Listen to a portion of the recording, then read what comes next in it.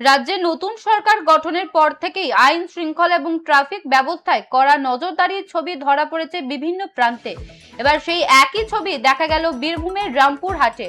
পথ দুর্ঘটনা রুখতে এবং চালকদের সচেতন করতে এবার পুরোদম অ্যাকশন মুডে নামলো Rampurhat traffic police. Traffic OC Gautam মণ্ডলের নেতৃত্বে শহর ও সংলগ্ন জাতীয় সড়কে চলল ম্যারাথন চেকিং এবং কড়া নজরদারি।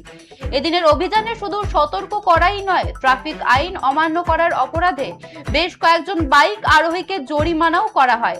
ট্রাফিক ওসি গৌতম মণ্ডল নিজে রাস্তায় দাঁড়িয়ে চালকদের হেলমেট ব্যবহারের গুরুত্ব বোঝান।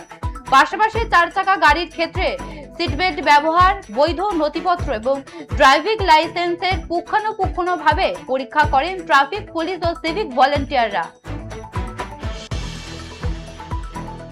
পথ দুর্ঘটনা রুখতে অ্যাকশন মুডে ট্রাফিক পুলিশ, হেলমেট না পরলেই জরিমানা। রাজ্যের নতুন সরকার গঠনের পর থেকে আইন শৃঙ্খলা এবং ট্রাফিক ব্যবস্থায় কড়া নজরদারির ছবি ধরা পড়েছে বিভিন্ন প্রান্তে। এবার সেই একই ছবি দেখা গেল বীরভূমের রামপুরহাটে। পথ দুর্ঘটনা রুখতে চালকদের সচেতন করতে এবার পুরোদমে অ্যাকশন মুডে নামলো Rampurhat traffic police. Traffic OC Gautam মণ্ডলের নেতৃত্বে শহর ও সংলগ্ন জাতীয় সড়কে চলল ম্যারাথন চেকিং ও কড়া নজরদারি। এদিনের অভিযানে শুধু সতর্ক করাই নয়, ট্রাফিক আইন অমান্য করার অপরাধে বেশ কয়েকজন বাইক আরোহীকে জরিমানাও করা হয়।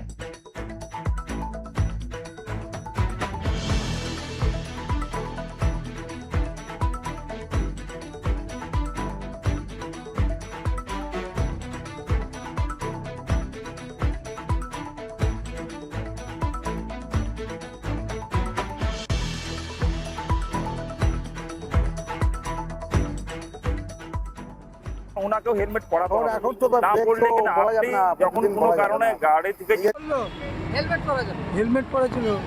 ভালো বলছে না খারাপ না, বলছে? ভালো বলছে। কোথায় গিয়েছিলেন আপনি? আমি ব্যাংকে এসেছি। তো হেলমেট আনতে ভুলে গেছেন? হ্যাঁ, গাড়ির লাইসেন্স ঠিক আছে? আপনার নাম কি? তোদের বাড়ি কোথায়? ভগবান নেই তো। বললো হেলমেট